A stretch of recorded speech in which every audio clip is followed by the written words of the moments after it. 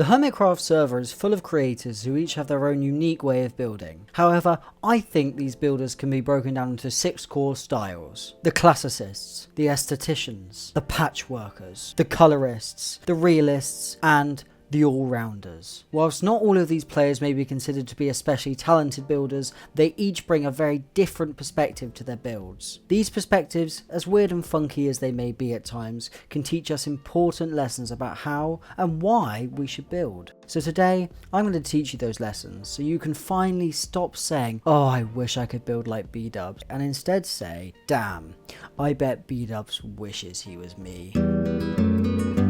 These builders may have a style that, at face value, seems traditional, but in reality, they're actually quite a lot deeper than that. If you want to learn about a true classic Minecraft style, look no further than Hypnotized. Something that I think is really cool about Hypno's builds is that he can show us the beauty in the original block palette that Minecraft offers. Take his current base for instance. The blend of oak, cobblestone, glass may seem basic, but it really gives us a snapshot into the past, into the heart of Minecraft's building.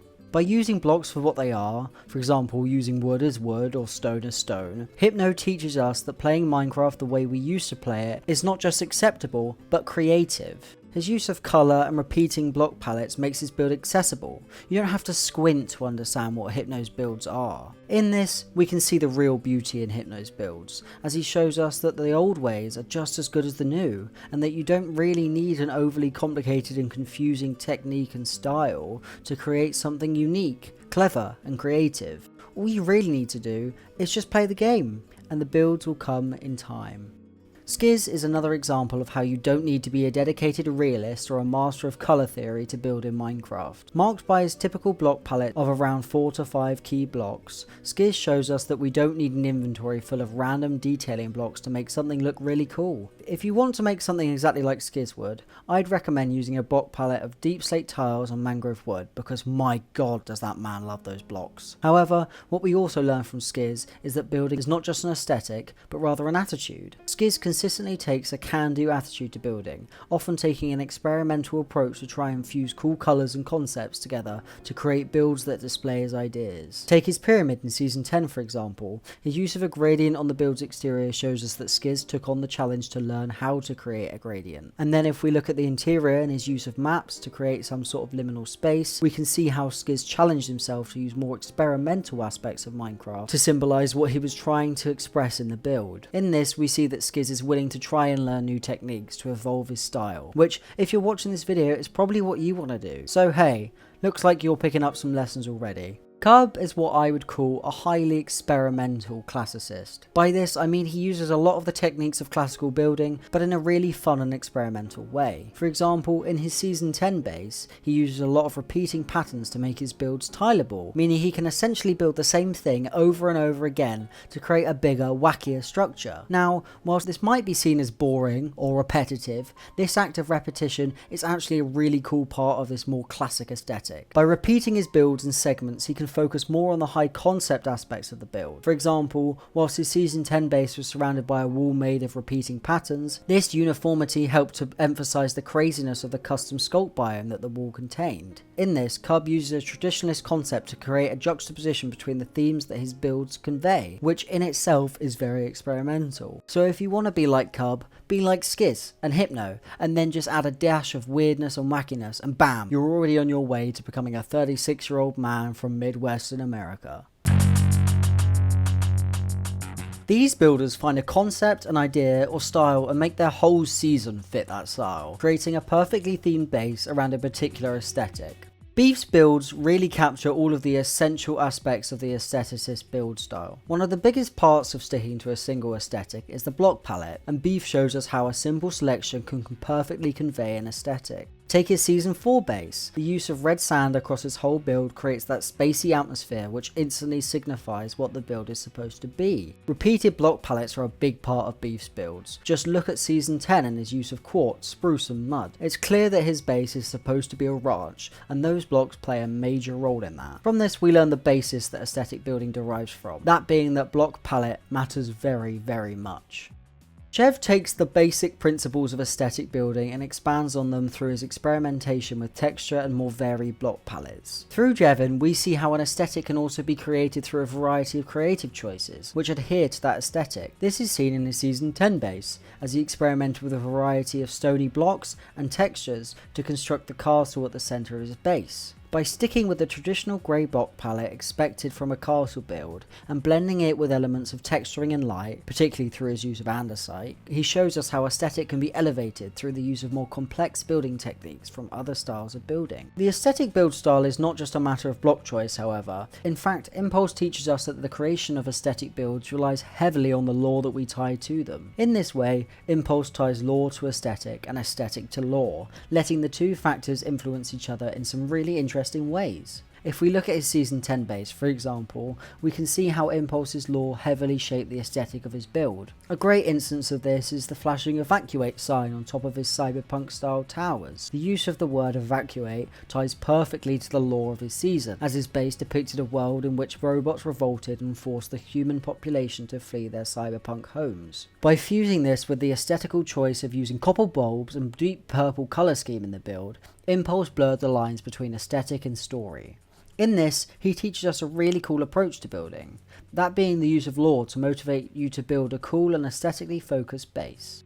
Whilst the aforementioned hermits excel in many different facets of aesthetic-centered building, Rendog is the master of all in this build style. To build like Ren, you really need to get lore in your brain and shape your entire build around that lore. I mean, you need to really get into your lore. In Season 10, Ren had blueprints, custom models, and lore segments made so that he could center his entire base around his sci-fi gigacorp aesthetic. He then blended this with his use of bold blue, orange, and white blocks to create a completely immersive environment. By piecing lore into every single aspect of his build style, Ren teaches us that the best way to achieve a particular aesthetic when building is by tying lore to our choices of colour, shape and structure. Whilst his builds might not utilise some of the fancier techniques such as gradients, his lack of overly textured building is what gave the gigacorp aesthetic its sense of self. If you want to be an aesthetic centered building, go to Ren. He knows it all. Patchworking is the technique of piecing a build together bit by bit to eventually create something bigger and more extravagant.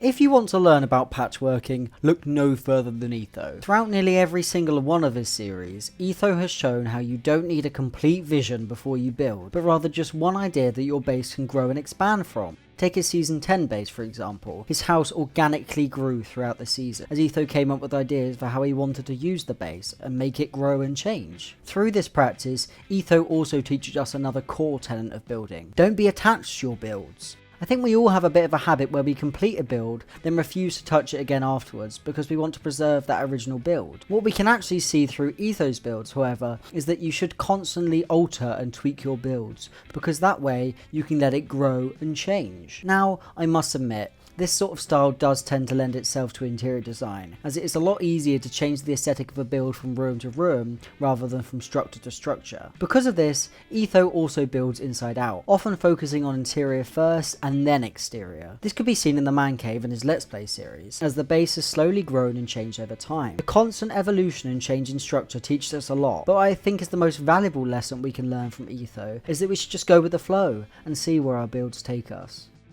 Exuma's builds provide us with a really good insight into the core aspects of building. By constantly experimenting with a range of techniques, Exuma teaches us that your builds don't have to be defined by one basic style, but rather by an attitude. In terms of block palette, if you want to build like Exuma, you should focus on bringing contrast into your builds.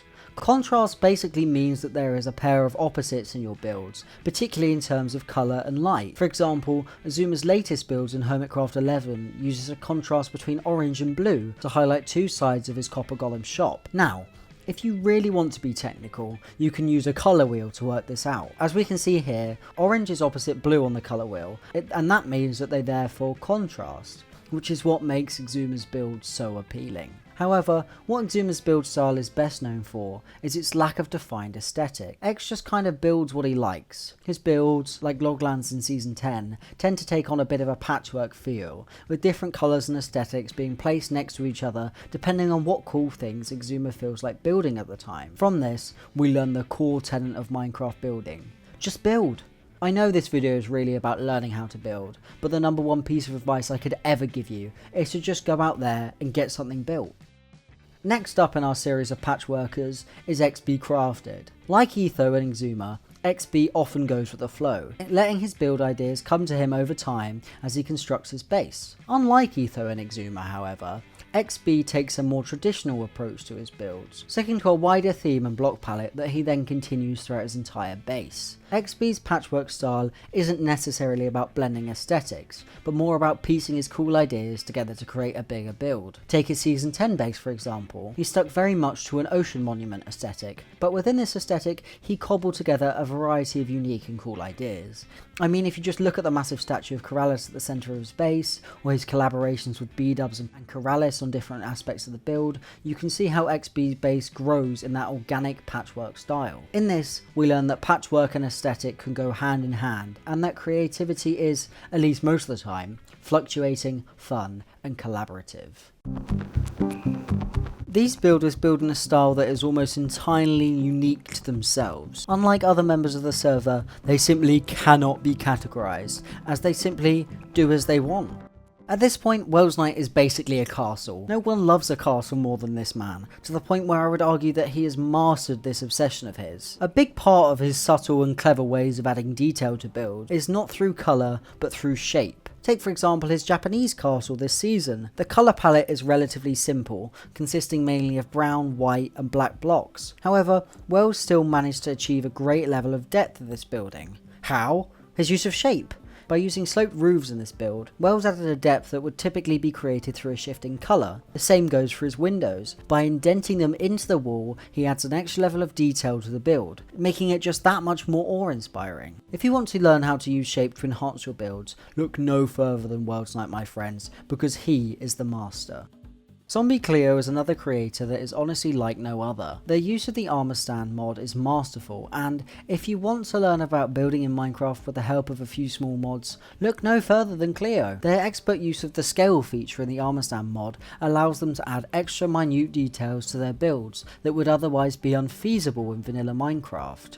Also, Cleo teaches us that we need to be patient with our builds. If we want to build like Cleo, you've really got to go slow and pay close attention to detail. Another major mark of Cleo's build style is their ability to create creatures, such as the dragon in Season 9 or the giant monster in Season 10. When building these creatures, Cleo makes use of colour and contrast to create creatures which stand out across the server. By blending these techniques with some armor stand magic, you too can create something bold and awe-inspiring. Zedaf plays Minecraft in a way that focuses far less on building and way more on the experience. Because of this, his builds can often create really immersive environments that allow you to focus on the game itself. If you take a look at his Season 10 base, you can see how he used muted colours as well as a stone spruce block palette to create a base that was easy on the eye. By not overwhelming us with crazy build techniques, Zed gives us space to engage with some of the lesser known elements of the game, such as villager chicken jockeys, without getting distracted by mega builds and harsh contrasts. Zed lets his builds blend in with the environment, often sticking to a natural block palette and the colours that surround his builds. From this, he teaches us to let the environment shape our build, while we focus on the more interesting and exciting aspects of the game. Grian suffers from barge obsession syndrome. I swear to God, that man will never get over his love for the barge, and I honestly love him for that. If we take a look back at basically any season since Season 7, we see Grian use the same spruce and white glass block palette again and again. Whilst these builds may have evolved and changed slightly over time, it's clear that Grian really loves this block palette, and I think that's pretty cool. I think we all have those few blocks that we use again and again, so I think in that sense, Grian is a man of the people. In this, Green teaches us to accept that we all have cool and unique styles that, if it ain't broke, well, there's no point fixing it.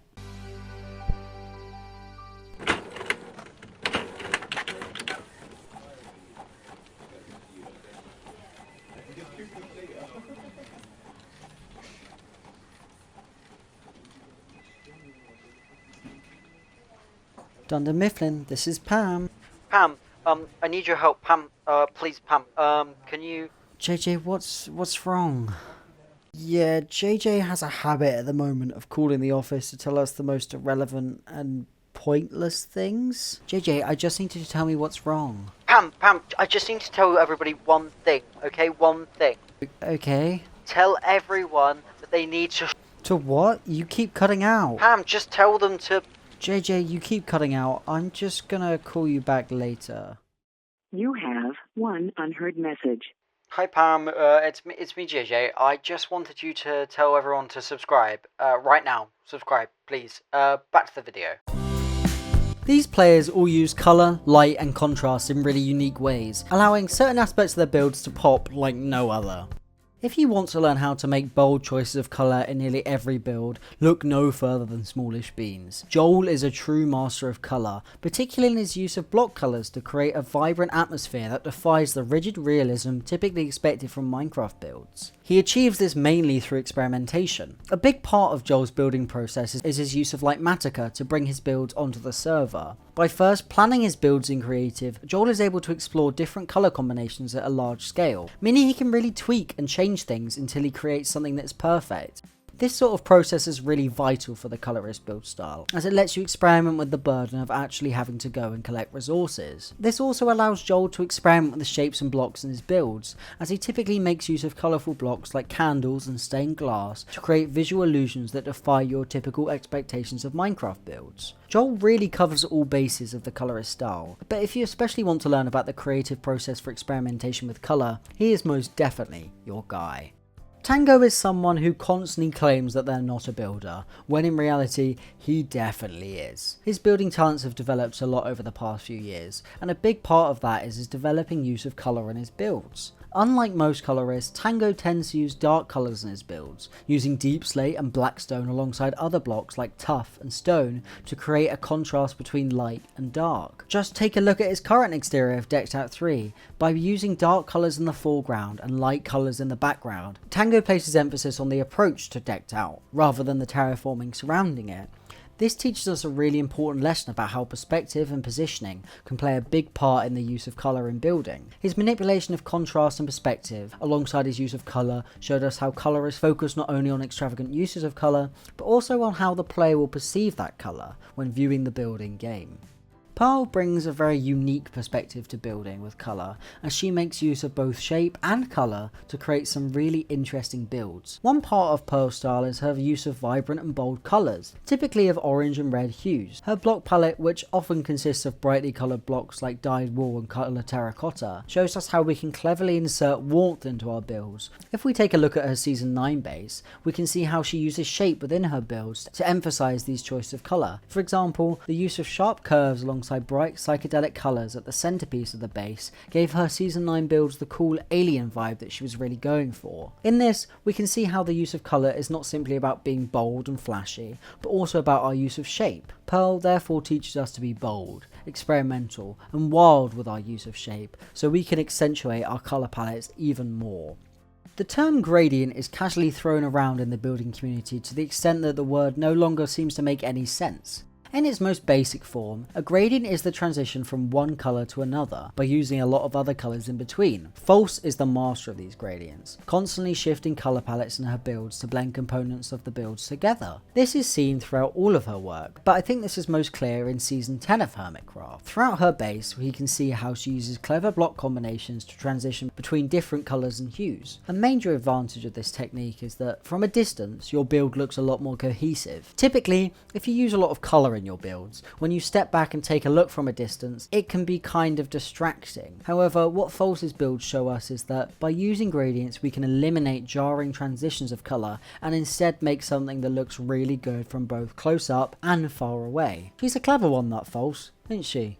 Gem shows us that whilst things like gradients can help stop your colours from being too bold, it's actually okay to have some bold delineations in colour sometimes. A big part of Gem's build style is her use of contrast to create highlights, often through the opposition of greens and whites. This is clear in her Season 9 base, as the use of a bold green roof alongside bright white ridges allows the roof to stand out in a really unique way. By sticking to this colour palette across the entire build, she created a large mega build which takes these core tenets of colorist building and enlarges them to that typical YouTuber scale. In this, Gem teaches us to stand out and let our build shine. Yes, our colours may come across as a bit pompous and flashy, but isn't that kind of the point? These builders emulate reality through their builds. Mumbo's build style has most definitely evolved over time. Originally, his build palette consisted pretty much entirely of iron blocks, smooth stone and oak, and the occasional leaf block. However, since season 10, his build style has really evolved into what I describe as the quintessential realist style. He treats his builds very cinematically, making sure to repeatedly view his builds from different angles whilst focusing on colour and depth. To achieve this in a more realist fashion, he uses techniques such as glass blending, where coloured glass is used to soften gradients and make colours more delicate on the eye. He also uses a lot of texturing in his builds, using a variety of different blocks to what some might call a busy environment. And yet, despite all of these fancy techniques that Mumbo has learned over the past 2 years, I think what he really teaches us is that it's never too late to evolve your build style. You just need to stick it out and work hard, and in time, you will work it out. Joe's build style presents a very literal take on the realist style of building. By literal, I mean literal. He literally takes real world things and just transforms them into a blocky Minecraft format. He does this by essentially taking a reference and finding a block for block equivalent of every aspect to that reference, which he then builds in game. This was abundantly clear through his building in season 10, as he used real world blueprints and maps to essentially create an in-game diorama of the Homedale labs. In this, Joe focuses heavily on the visual elements of his builds, rather than their practical use. For example, he used ice for windows in his season 10 build to try and match the reflective nature of real life glass. Whilst he could have just used Minecraft glass to do this, his choice of ice shows his focus on emulating reality in his own unique way, rather than in the more traditional way that Minecraft usually leans in favour of. Basically, if you want to transform reality into Minecraft, go to Joe and become his disciple, because he is really the master.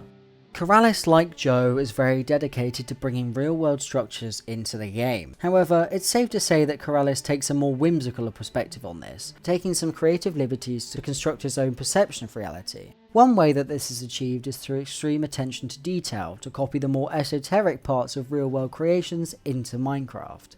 For example, when looking at his current Roman Empire base, we can see how he uses blocks in creative ways to emulate reality, such as putting buttons in shelf blocks to look like open shutters with a handle attached. Or if we look at his season 10 base, we can see how he uses copper to mimic rust to bring real world processes to the game. This focus on a detail at a micro level creates gorgeously realistic builds that look great both up close and from a distance. In that, we learn a very important lesson from Corrales, that being that little details can go a long way. Realism is, however, not only about bringing man-made structures into the game, but it's also about carrying the beauty of Mother Nature into our builds. Scar is the master of this, as he uses light and colour to create extremely detailed organic builds. Light is a major part of Scar's terraforming. By using highlights as well as the natural lighting that Minecraft has to offer, Scar often attempts to emulate our real-world perception of nature. This is perhaps most obvious in the giant redwoods that he created in season 10. By using both variations in colour as well as natural sunlight,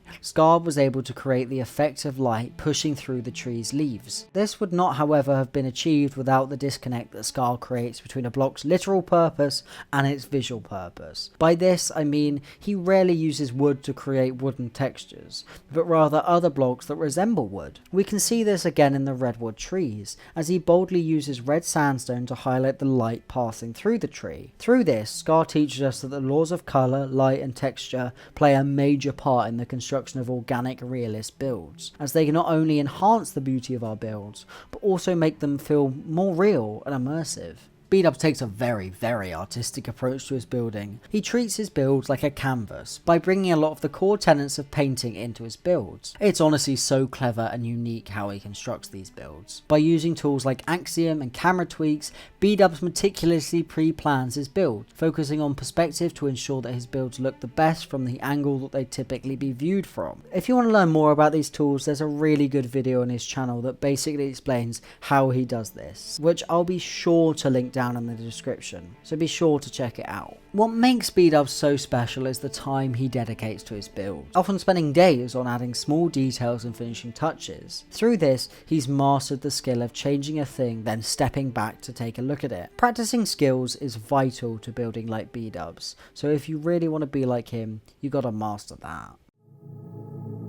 This builder does a bit of anything and everything. all of the time. Doc has some insane but pretty hidden building talents, which tend to incorporate all of the different build styles that we've discussed today. He's been known to create more basic traditional structures, essentially using only cobblestone for his entire base in Season 10. He's also had periods of focusing wholly on one single aesthetic, such as in Season 8 where he created a weird extraterrestrial base with Rendog. At times he can work in patchwork, piecing his bases together bit by bit to fit around his redstone projects. He is also a master of colour, using dark gradients in Season 11 to emphasise the brightness of the ice. Now, he may not be much of a realist, but he is most definitely an all-rounder who teaches us to build what we want, when we want. So there we have it, how to build like every member of the Hermitcraft server. If you've enjoyed this video, consider subscribing and leaving a comment down below to let me know what you actually liked about it. Anyway, I'll see you all in the next one. Goodbye.